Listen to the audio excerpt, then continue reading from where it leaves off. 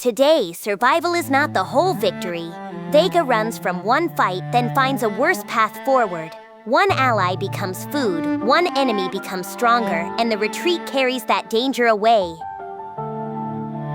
AI Anime and Manga presents.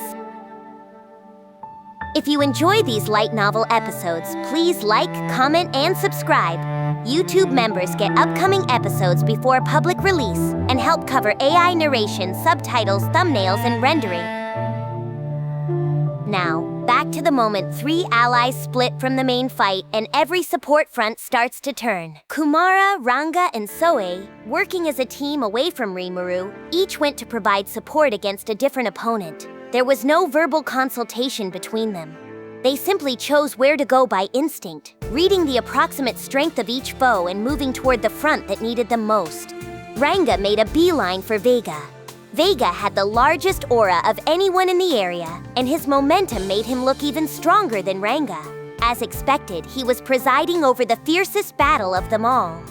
Ranga thought, he does seem stronger than me. But if I stall for enough time, Sir Soei and the rest should finish off their foes and come to my aid. He trusted his friends enough that he would never doubt them. That was why he could face such an awe-inspiring fighter without fear. Ranga leaped at Vega and shouted, "I've come to help!" It was a delightful sight for Mater, leader of Leon's White Knights. She had been doing her best to serve as a healer, but there was only so much time she could buy with their current strength alone. The 5 demons serving Rain in Maziri were Masora, Squall, Ulrich, Albin, and Jorg. Each of them was a demon peer, as powerful as the demon lords of old. But Vega, their opponent, had an EP of over 10 million. The difference was simply too great. Masora, the peer in charge of command, was talented enough to serve as Rain's closest aide. Whenever Rain slacked off, as she often did, it was Masora who looked after her business. That gave Masora a broad perspective and an eye for detail. But against Vega, who could knock out some of the demon peers with one strike, there was not much chance to exercise those command skills. The front line still had not collapsed, thanks to Masora's concerted effort and Maida's frantic healing support. These 5 demons, usually proud and individualistic types, were keeping this line going through unusual teamwork against adversity, along with a few illusory magic-driven tricks. But once Ulrich and Albin were both felled at the same time, the burden on the survivors increased exponentially. Mater could no longer keep up with the healing demand. The team was just about to be wiped out. This was the critical moment when Ranga joined in. Vega snapped at him. "Who's this little puppy dog? Get the hell out of my way!" Vega was in a state of bliss. He had obtained seemingly infinite power, convincing himself that he was invincible. The addition of a single monster did not seem like any threat at all to him. That was a mistake. Ranga had less than half Vega's EP, but his combat experience could never be underestimated. He was a constant presence in Rimuru's shadow, and he had borne witness to all kinds of battles. That allowed Ranga to rapidly adapt to whatever enemy he faced. This time, a strategic victory meant getting through the battle without suffering any casualties. And once he understood that, his role in the fight was clear as day. Ranga said, tail wagging, "Use me as a shield as you rebuild your positions. Reinforcements will arrive. My master would never be defeated." That told the demons what they needed to know. Rimuru was here. Masora, understanding Ranga's intentions, quickly worked out their next move. Masora answered, "I will take you up on that offer. Lady Meter, focus your efforts on Sir Ranga, please." With that quick change of tactics, the battle now featured Ranga as the key player. From this point on, Vega's unbeaten streak of sorts came to an end. Ranga, whom he had dismissed as someone well below his caliber, performed far beyond expectations. Without any conscious thought, Vega attempted to eliminate him. He was not even afraid to tap into his ultimate skill, Ajdahak, Lord of Dark Dragons, so intent was he on subduing Ranga with pure power. Ajdahak was a power acquired from the way Vega lived his life. He had inherited the blood of a magical inquisitor, one of the triumphant results of the Razo family's research, and that gave him both monster and human properties. Part of the monster side included the ability to heal even serious injuries as long as he was fed. Yuki had later performed certain modifications to Vega's body to turn him into a sort of imitation slime. or proto-slime, but that was a closely guarded secret. Thanks to that, Vega's body was an aggregate of microscopic particles known as magi bacteria, and his body could regenerate. As long as a certain portion of him remained intact, the entire rest of him could be revived without incident. This made Vega a master of mimicry, capable of imitating the structure of any living thing, and he also had a chance of acquiring the abilities of whatever prey he fed upon. That was exactly why he was able to obtain Azdahak. The essence of that ultimate skill involved absorbing powers from the user's prey, which lay at the core of Vega's will. In practice, it was quite similar to Rimuru's Belzebuth, Lord of Gluttony, with a whole showcase of worrisome abilities. Ultra Speed Thought, Parallel Thought, Analyze and Assess, Dominate Organic, Mass Production, Absorb Skill, Multi-Layer Barrier, and more. It was a top performer, no doubt. If Vega's prey had a physical body, he could read data from it with Dominate Organic to obtain its species-specific abilities. If the victim was a spiritual life form, Absorb Skill could steal its energy and make its abilities Vega's own as well. As long as there was any useful organic material nearby to work with, he could create as many duplicates of himself as he wanted. Overall, in the right hands, Azdahak could offer virtually unlimited strength. But only in the right hands. Unfortunately, Vega had not built up that much experience in life since he was born. He grew at a frightening rate, his power and nothing else increasing by leaps and bounds. But he had yet to master his skills. All he could really do was power up his body via Dominate Organic, read his enemy's weaknesses with Analyze and Assess, and weaken his foes via Absorb Skill. He also took advantage of Ultra Speed Thought, albeit unconsciously, so he had a certain level of judgment. But Parallel Thought had not dawned on him yet. Despite his dominant advantage in this fight, he still had not secured victory. And of course, Vega was enjoying his own strength too much to realize that he had just missed his best chance to win. Then Vega's fist, with all its vicious power, crushed its way through Ranga. Vega grunted in confusion. It did not feel like he had just torn through flesh. He took no energy from his target, and he did not even execute Analyze and Assess on it. The reason was simple. Ranga was fully utilizing his powers. The ultimate skill Hastur, Lord of Starwind, allowed the user to transform themselves into a fearsome magical wind that contaminated everything it touched. No physical attacks worked on Ranga. In fact, the moment anyone made contact with him, they took damage from the death-calling wind effect. Ranga was now magic itself.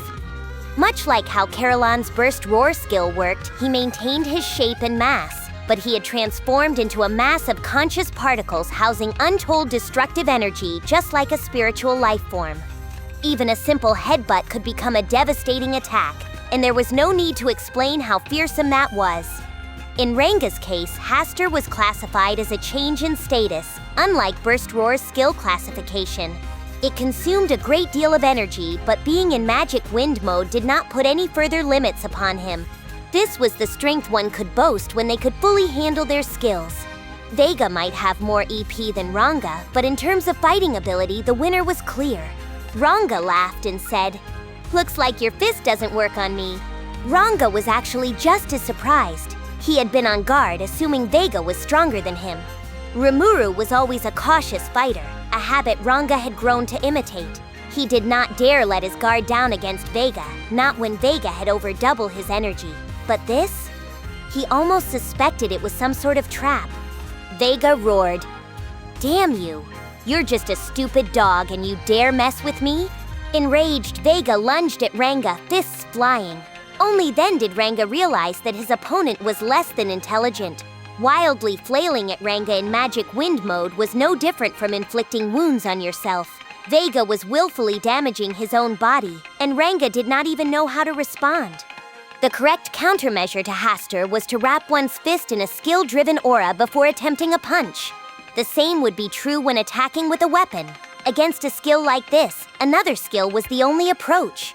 A spiritual life form could boost its energy to produce an ultimate equivalent effect, but Vega had not taken any of that into consideration. If he had full mastery of the ultimate skill Azdahak, he never would have exposed himself as such a dullard. Ranga said, "Fool, I thought you were tricking me, but it seems you meant to do that.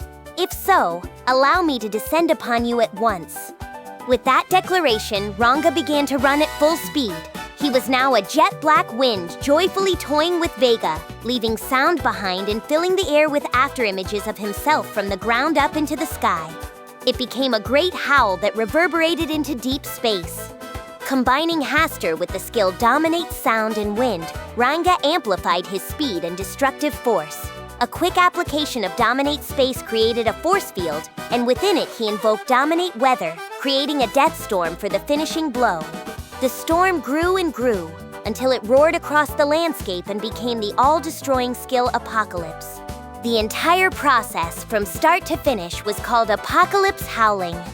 It was the most powerful of single-target attacks, woven together by Ranga himself. Normally, if he let out a far-reaching howl in this state, it would turn into a damage-dealing directional beam. That was actually an easier way to invoke this, and maybe even the more correct way. But Ranga wanted to deal as much damage as possible, so he deliberately restricted the amount of space the skill worked inside. Caging his foe within this force field eliminated energy waste, allowing for a potentially greater effect. Vega had taken a direct hit from all this, but shockingly enough, he was still alive. He did not have a firm grip on Aztahak, but the ultimate skill had already embedded itself deep in his subconscious. That, and Vega was nothing if not obsessively stubborn. He was far from unharmed, but Dominate Organic and mass production let him regenerate his body just in time before he ceased to exist. His gigantic magicule count was not just for show. So Vega took a deep breath and roared with all his might. Vega shouted, "Damn it! Damn it! Damn it!" Then he glared intently at Ranga. Taking another deep breath to calm himself, Vega spoke again. Vega said, "Shh, it's been one fight after another. I guess I'm getting tired too. We'll call it a draw for today, so you better watch out next time we meet. See you?" Vega's cowardice was the reason he was so good at detecting danger, if nothing else. Realizing the tide was turning against him, he promptly decided to flee. Ranga had no objection to that. Vega outclassed him in EP, and he had just withstood Ranga's most powerful move. If that blow did not finish him off, Ranga knew there was no way he could ever defeat Vega. There was no need to push this further. Their tactical mission was to stall for time, and if he forced Vega to retreat, he could not ask for a much better result. Thus, Ranga's decision not to further engage Vega was a tactically sound one, and the fiercest of the current battlegrounds finally simmered down. Ranga's allies were naturally overjoyed to receive this support, but Mizora had other ideas. Inwardly, Mizora thought, Ranga, that demon wolf. He was the demon lord Rimuru's pet, wasn't he? How did he ever get that powerful? It almost seemed unfair. Mizora had a rough idea of how much energy Vega and Ranga boasted. Anyone at his level of strength needed to judge his foes keenly if he wanted to survive another day. As Mizora saw it, Ranga was hardly a pushover, but Vega was still a more formidable opponent. And yet Ranga dominated him. Mizora was still busy reworking her tactics on the assumption that Ranga would shield them, but this seemed incredibly anticlimactic. She was reminded of what her boss had told her once. "You'll always find more amazing things than yourself, Mizora. Just look at Sir Rimuru, and I think you'll know how I feel." Mizora murmured, "Oh." They say a pet can tell you a lot about their owner. I never doubted Lady Rain's words, but now I understand them from the heart. The other 4 demon peers nodded their agreement. Meanwhile, Mater, the White Knight, was stunned. She was almost out of magic, but she had assumed she would play some part in this fight. Instead, to escape reality, Mater thought, "I love dogs. I always wanted to have one. If they'll do this much for their master, I'm marching right down to the pet shop after this is over." This was just too much to attempt parsing at the moment. Pet shops in this world, by the way, did not sell little lap dogs or the like. They dealt in animals and sometimes monsters that had undergone professional training and would literally fight to the death for their master. This made them rather expensive investments, although that did not deter Mater. She would go on to name the forest wolf she later purchased Ranga too, but that is another story. Freyan, leader of the Red Knights, and Kizona, who headed the Yellow Knights, were struggling against Orlia. Struggling, in fact, did not begin to describe it. If Orlia seriously intended to kill them both, victory would have been decided at that very moment. Fran muttered, biting her lip. She's too much. Kizona, fending off another attack, agreed. We're being toyed with. Is the mace next? It was a dagger earlier. She keeps using weaker and weaker weapons. I think she's testing their performance on us. She was right. Orlia began combat holding her Morning Star up high, and one blow from it shattered Kizona's entire suit of armor. Kizona had been prepared to die at the next blow, but then Orlia decided to switch weapons. Clearly, she saw the two knights as nothing to fear, but in a way this was a lucky break. Fran said, I hate being treated like such an idiot, but if this is how wide the gap is between us, what can we do? Kizona answered, let's think positive. If we keep stalling for time, I'm sure Sir Leon will come to our aid. It was an impossible hope, but Fran and Kizona held it in their hearts, never giving up as they faced Orlia, no matter how much they realized that such hopes were an illusion. Their master, the Demon Lord Leon, was no doubt facing an even worse situation. There was no way he would abandon his own knights otherwise. All they could do was try to survive until help came along, but they were well past their limits. The difference in strength was just too much. Not even 10 minutes had passed since the battle began, and both of them were already bruised from head to toe. Orlia, too, was satisfied. She had tested out all her skills by now to some extent. Orlia said, Okay, is that enough? With those words, she transformed her weapon into a trident, the preferred weapon of the woman once called Orca when she was ready to fight for real. Fran and Kizona could sense the change in their foe. Fran was lost in despair. Inwardly, she thought, this is it. I did my best, but I am sorry I failed to fulfill my mission. Kizona took a more pragmatic approach, thinking, I wish I could have had cake as my last meal. They waited for their final moment to arrive, in their own ways. Instead, Kumara appeared. Kumara said, Looks like you're in trouble. I thought it would be tactless of me to intrude, but please allow me to handle things.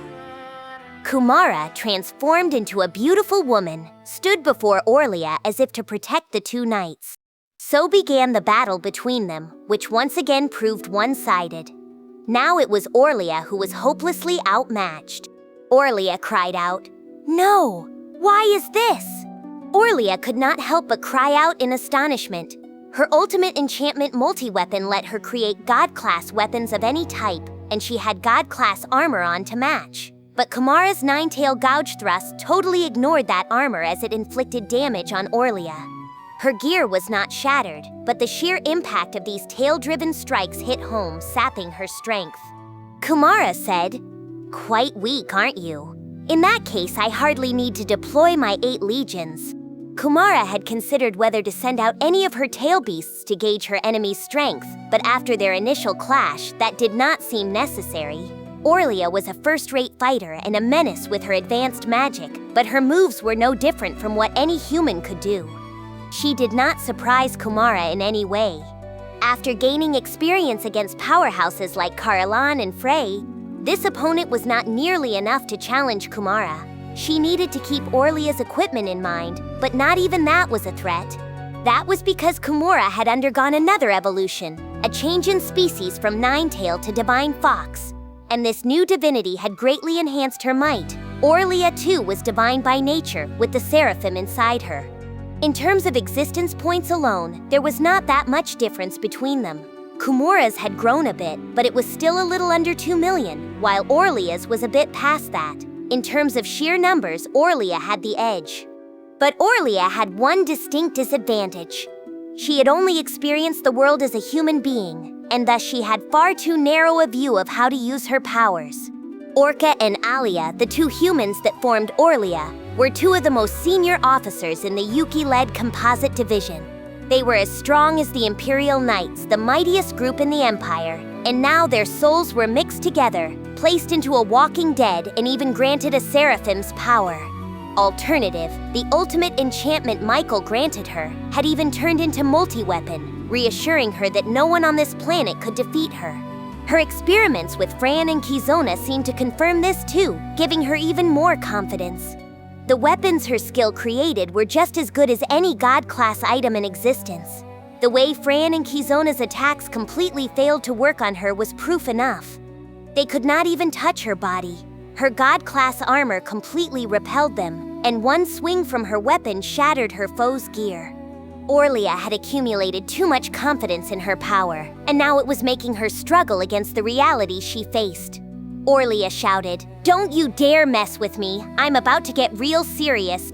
The experimentation was over.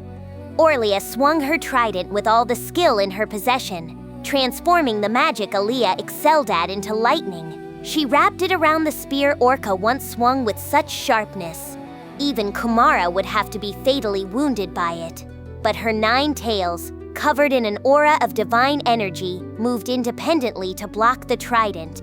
By this point, the difference in actual ability was abundantly clear to anyone. Just as people with similar bodies can boast differing levels of strength, there was a clear gap here, like a martial artist tackling an amateur street fighter, or even wider than that. Even Fran and Kizona, helplessly watching the fight between these two great powers, could see the difference. Fran whispered, "Wow." Kizona asked, "Hey, is that girl serving the Demon Lord Rimuru too?" Fran said, "I don't know, but she's certainly on our side, I think." Kizona said, "How to put it? I sure don't want to get on her bad side.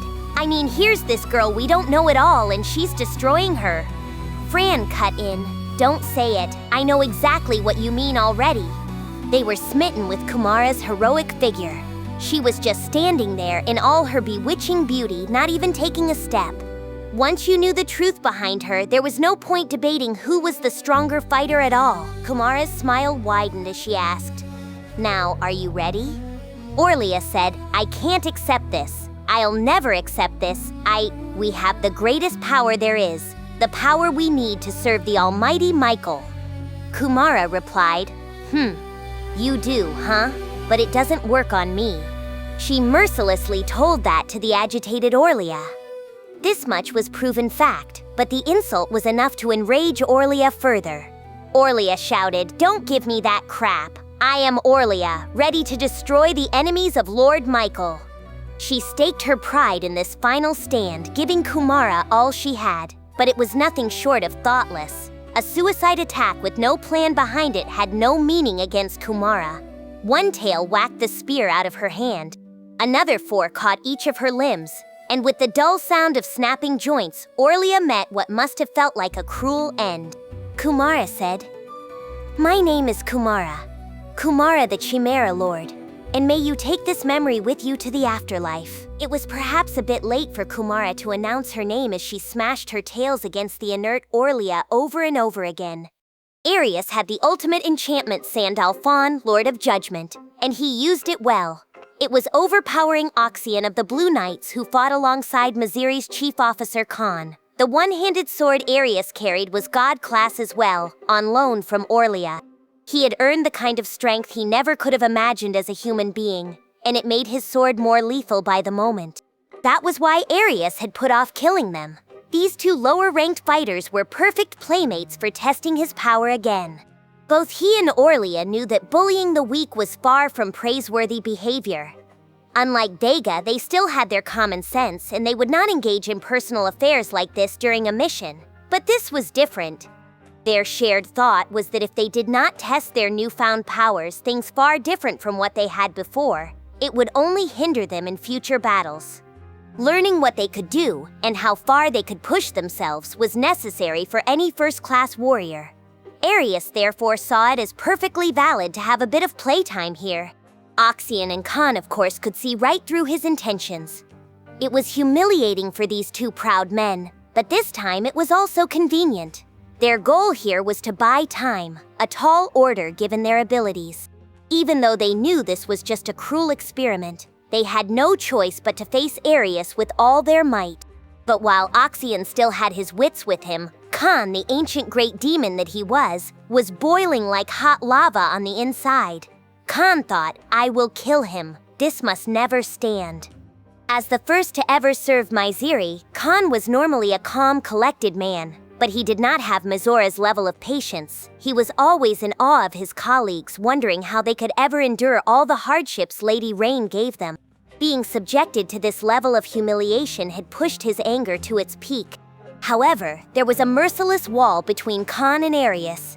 In terms of battle competence, there was not much difference. In fact, Oxian and Khan were probably superior to him, but Arius had several times the EP of either of them, all but guaranteeing this would be a one-sided battle. Even worse, Arius had the fearsome Sandalphon. A god-class weapon was one thing, but they had nothing to offer against an ultimate-class skill. The fight had not lasted for long, although it seemed eternally painful to the participants, but it would be over soon.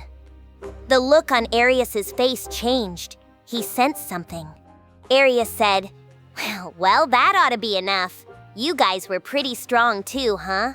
I had a lot of fun, so I'll just kill you instead of causing you any more pain. He probably thought it was time to call it a day after all that testing. Oxian took him at his word. There was nothing he could do now. Oxian thought, Sir Leon will have to find a way.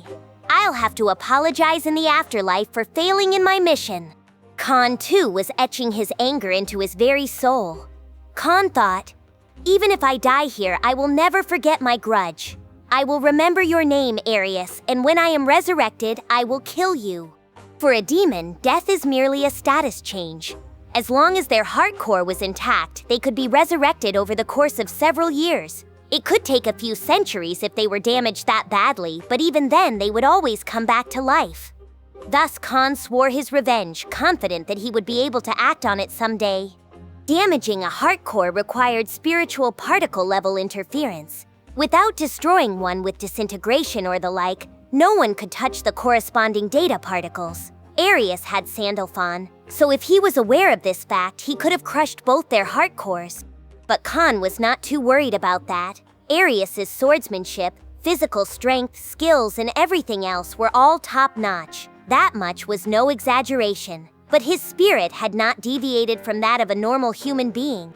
Arius's experience with non-human fighting seemed close to nil, and he did not appear well-versed in how to finish off demons. Thus, Khan thought pretending to be dead would give him a chance to escape. Arius held his sword up to Oxian and pointed the gun in his other hand at Khan. Khan's body was at its limit, and now that Arius was serious about this, continuing was impossible. He felt bad for Oxian, but Khan's strength always did lie in his ability to make calm decisions. Khan thought, well, this is it. Now to make my retreat. As he thought this, Arius laughed loud and hard. He looked at Khan, his finger on the trigger. Arius laughed. Let's start with you, Khan thought. Go ahead, laugh all you want.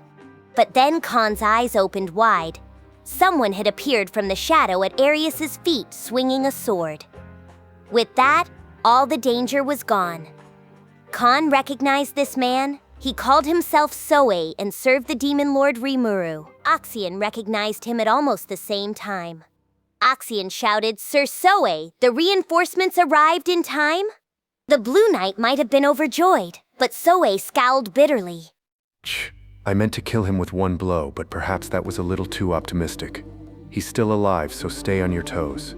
Soei was a perfect gentleman around me, but at his core he was both supremely confident and supremely self-centered. Heads of state were one thing, but he was not going to waste time flattering anyone else, even senior officials. This was an emergency, so he decided to take charge and place Oxian and Khan under his command, as if he had every right to.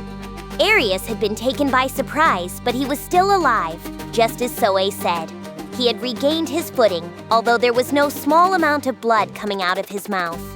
He had seen the assassin strike an insta-kill aimed at his blind spot, and he barely managed to avoid it before it pierced his heart. Arius said, Well, look at what you did. Very good reflexes, I see. But I won't miss a second time. With only these words, the two men launched into battle. Arius was an arrogant man, but he was also cautious. Before his rebirth as a mystic angel, he was a decently powerful otherworlder, well-versed in assassination missions, and a keen student of all manner of techniques. He was an expert at fighting human targets, and he knew what to do if someone was targeting him instead.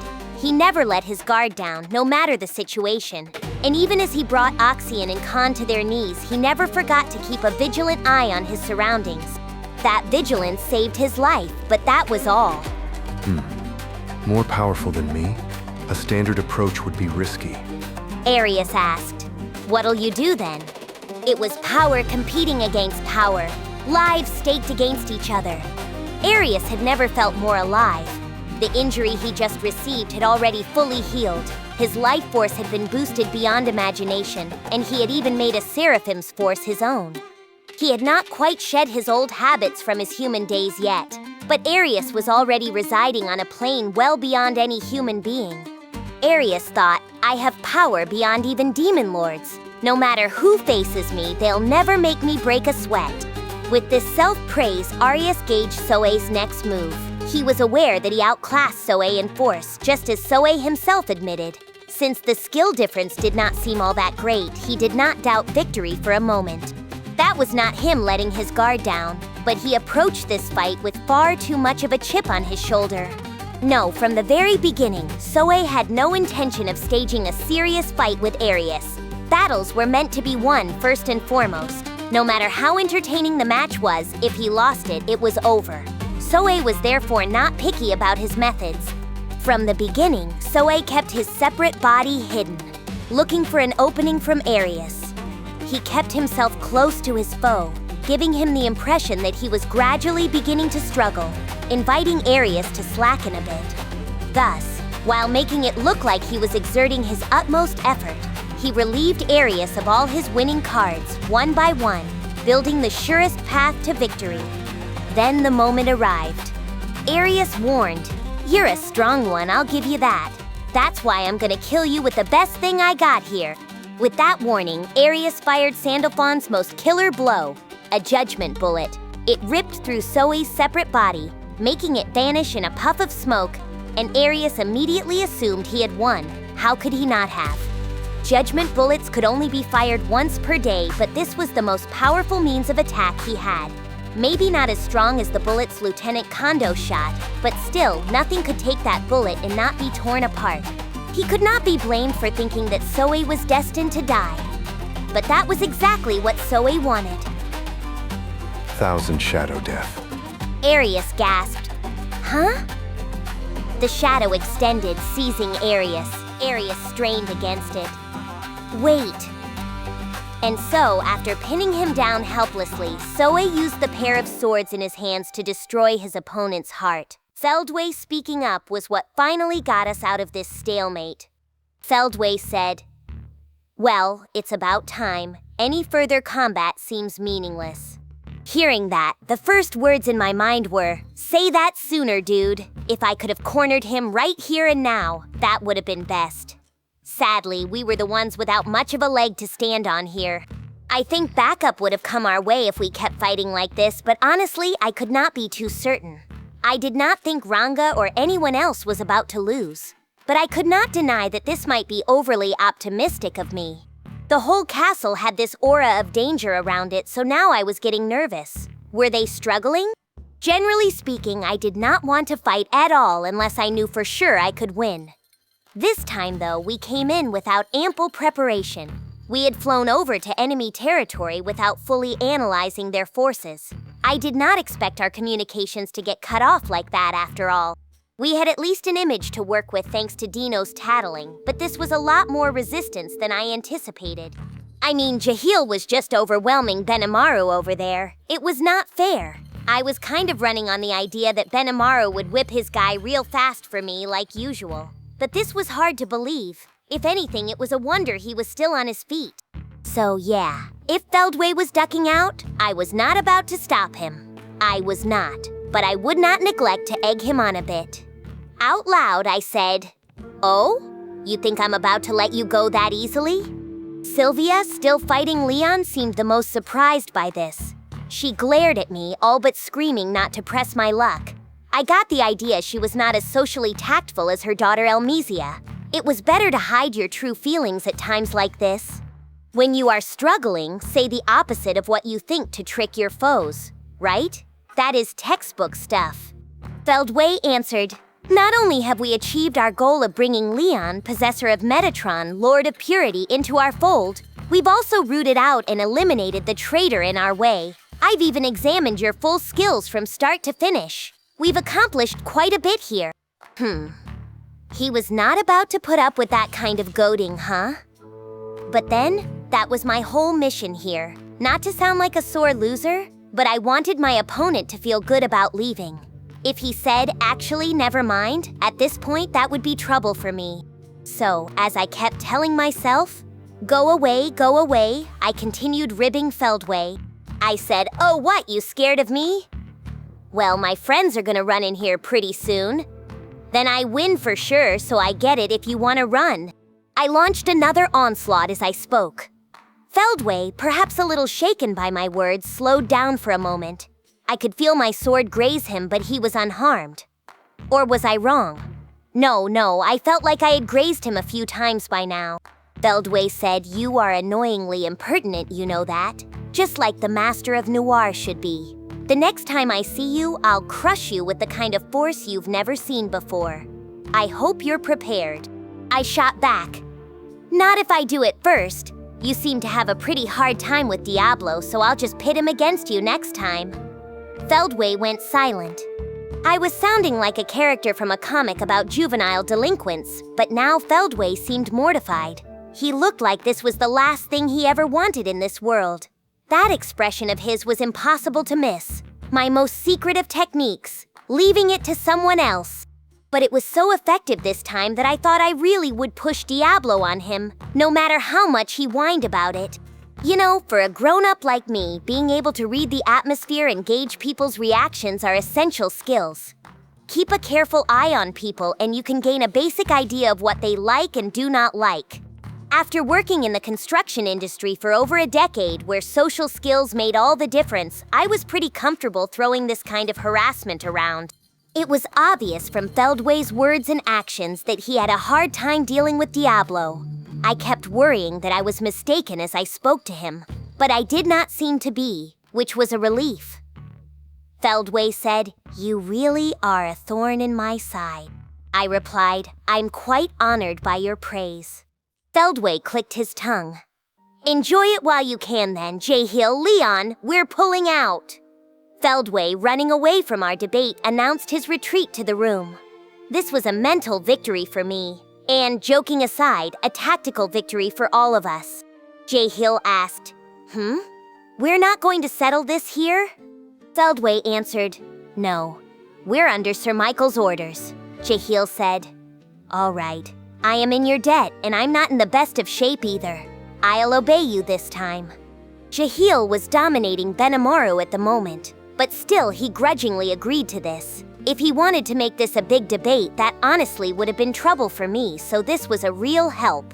But then Benimaru decided to goad J-Hill. Running away? I was this close to securing a path to victory, but I suppose I wasn't experienced enough to finish you off here. You can bet on me winning next time, though. I wondered what the hell he could have been thinking, but I suppose he was just following my lead, so I could not really whine at him. I could sense Sylvia's "what is wrong with you people" glare on us, and I knew just how she felt. From a third-person perspective, I probably would have thought we were a bunch of idiots. J-Hill shouted, know your place, you little gnat! If you dare to taunt me, the Sorcerer Dynast... Feldway cut him off. J-Hill, this is how that slime works. If you let him take your sound judgment from you, it'll cost you a battle you could have won. Thanks for misunderstanding that for me. I felt like we were going a little overboard with our taunting, but if he took it that way, then all the better. For the first time today, I started to think Feldway might be a pretty nice guy. I did not know if it was the result of all the clean living I had done around here, but it looked like I had made him more cautious than he needed to be. J-Hill said, yes, I will defer to you here. And you two, don't expect to survive next time. J-Hill seemed surprisingly thoughtful despite his short fuse. I was prepared for him to lash out one more time, but instead he meekly followed Feldway's lead. Leon, being mind-controlled and all, did not argue either. Now that they all agreed with each other, the trio flew off through the broken ceiling and into the heavens. Benimaru and I watched them go. Then, finally succumbing to our exhaustion, we went to the ground. I always feel like the real winner of a fight is whoever winds up their opponent the most, but I think I went too far here. I would need to be more careful next time lest it blow up in my face. Sir Rimuru trying to stir them up in that situation was far too dangerous. I was not sure I needed to be told that. I said, like you have any right to say that? You started poking at Jahil just when things were settling down. I wasn't sure what was gonna happen. I was just following your lead, Sir Rimuru. If my master isn't backing down, I'm hardly going to do it for him. Besides, I would have felt too defeated otherwise. He smiled at me, which told me he really meant what he said. That, and I saw Sylvia shooting us a stern look of dismay, but Benimaru and I pretended not to notice that. Vega might have fled from Ranga, but he did not consider himself defeated at all. This lack of reflection was one flaw of his, but his boundless optimism at least was commendable. It was with that attitude in mind that Vega arrived at the site of Kumara and Orlia's battle. Hiding his presence, he looked on at the proceedings, and before much longer, the fight was over. A swarm of tails struck down Orlia, inflicting fatal damage upon her. Fortunately for Vega, her body was blown in the direction of his hiding place. Vega thought, well, how lucky. It's like the very heavens are demanding I eat this. Camaraderie was never in Vega's dictionary. He would never do anything as laudable as lend a hand to others, especially if he perceived them as having no value. Licking his lips, Vega crept toward Orlia and said, well, aren't you looking good? Orlia said weakly. Vega? Whew! Great to see you. She's so much stronger than I. Vega answered, yeah, I saw. But don't worry, I'll get revenge for you later. Orlia thought that Vega might just have a nicer side to him. Only when she felt a sharp pain immediately afterward was she forced to realize her error. Orlia cried out, ah! What are you doing? Vega said, I'm going to eat you and your soul, so give me that skill of yours. Then I could wipe up that wimp easy. Orlia stammered, Sir Michael would never allow this. Vega snapped, shut up. It's eat or be eaten in this world, you know. And the stronger I get, the happier Michael's gonna be. Vega let out a loud, vulgar laugh. Then, showing no mercy to the suffering Orlia, he increased the pace of his consumption. Only when he eventually reached her neck did she finally breathe her last. Kumara said, truly the work of a monster. An ugly sight indeed, isn't it? Vega answered, that's a compliment to me. In fact, as atrocious and brutal as eating an ally like Orlia might seem to others, Vega saw it as a natural life-extending act. He was just following his instincts, using his ultimate skill Ajdahak, Lord of Dark Dragons, to its fullest. As a result, Dominate Organic completely decomposed and disintegrated Orlia, turning her into part of Vega's body. Vega exulted. Good, good. I can feel myself getting stronger and stronger. Vega was elated as he tried out the power he took from Orlia. The alien-looking armor that covered his whole body, crafted by applying control metal to his azure dragon spear, glowed a blood-red color. His hands, his feet, his knees and elbows, all of it was armored to the hilt, like the fangs and claws of a beast. It was at that moment when Vega's magic-born form evolved into something even more hideous. Kumara, watching this unfold, was on maximum alert from the start. She had thrown Orlia away without putting the finishing touches on her because her hands slipped under the pressure of the persistent gaze that seemed to pierce straight through her. That was how little Vega could hide his ominous, all-powerful presence. Thanks to that, Orlia was dead, and Vega was further enhanced. Given the wounds applied to Orlia before she fell into Vega's hands, this clearly seemed to be all Kumara's fault. Kumara thought, that was my mistake. What matters is quality, not quantity. But here I am, strengthening my own enemy. I could hardly measure up to Sir Rimuru. Inwardly breaking out in a cold sweat, Kumara wondered how she could make up for this. Having tasted defeat at the hands of Carillion, then Frey, she was not one to be overly confident about her strength. It would have been best if she finished Vega off right then and there, but she understood that this was perhaps too much to ask of her. When you meet a strong adversary, you need to accurately assess their strength before anything. Fail to do so, and all that awaits is defeat. In other words, death. This, Kumara knew from the bottom of her heart, was absolutely unforgivable. She had been let out from the labyrinth where death was never permanent, and she was not about to do something as foolish as get herself killed. Thus, while allowing Vega to power up was beyond shameful, it was best not to drag it out and instead make sure she did not commit an even more egregious failure next time. A single moment made a huge difference here. If Kumara lost her temper and attacked Vega, she too would have been beaten down and preyed upon. But Kumara's wait-and-see approach provided enough time for a third party to intervene. Mai Furuki suddenly appeared and said, "We have orders to retreat, Vega. The battle is over." A woman had suddenly appeared, stopping Vega even as he prepared to fight again. It was Mai Furuki who had been watching in silence. Feldway had ordered everyone to pull out, and she had used instant motion to reach Orlia's location. But Orlia was not there, and Mai instead wound up preventing Vega from going into a berserk rage. Vega meekly obeyed her. He had just obtained untold powers, and he instinctively understood that he would not be able to absorb any more food at the moment. Thus, with Kumara no longer in danger, the battle was over. After reeling Vega back, Mai headed to the very place where Arius was dying. His defeat was already set in stone, his heart completely destroyed by Soei. But as a mystic angel, not even losing his heart would cause Arius to die. It was not pumping blood, but rather magical or spiritual force, the origins of his power. With enough skill, he could use it to control his force any way he liked. Without a heart, though, he could not exert much of it at all.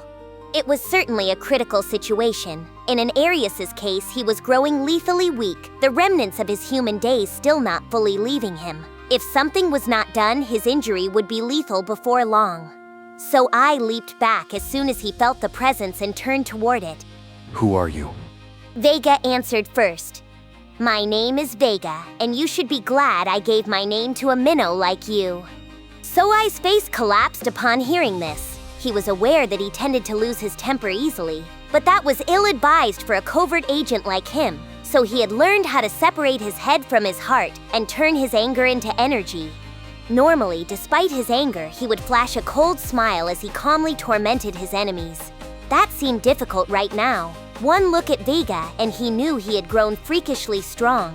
So I thought, this is Vega the Power, one of the heads of Cerberus, I think. He doesn't match our previous investigation results. What happened in such a short period of time? In this world, a chance event or two could grant enough power to turn someone into a completely different person. Rimuru, the master of Soei and the others, had experienced a similar super enhancement as he became first a demon lord, then a true dragon. Soei was quite aware of that. But that did not mean he was just going to nod and let this go. Something had clearly happened to Vega, and Soei thought it necessary to figure out what. But he had already missed his opportunity. Mai, who never liked saying more than necessary, had already made her escape.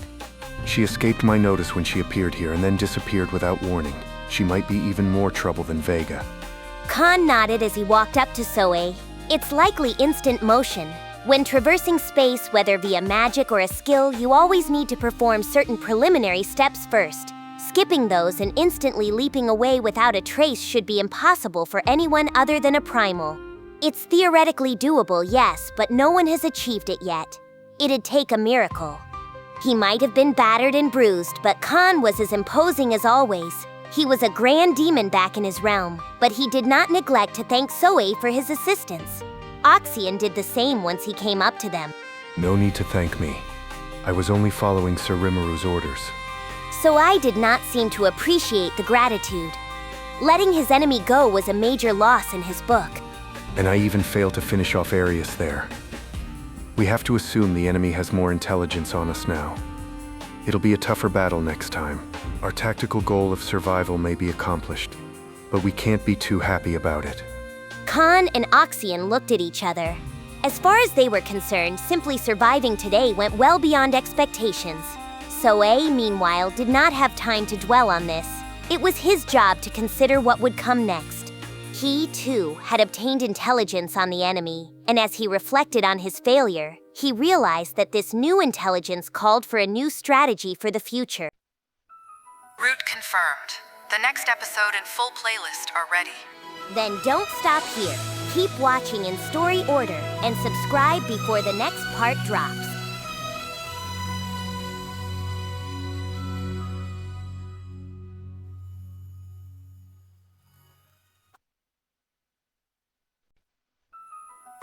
confirmed. The next episode and full playlist are ready. Then don't stop here. Keep watching in story order and subscribe before the next part drops.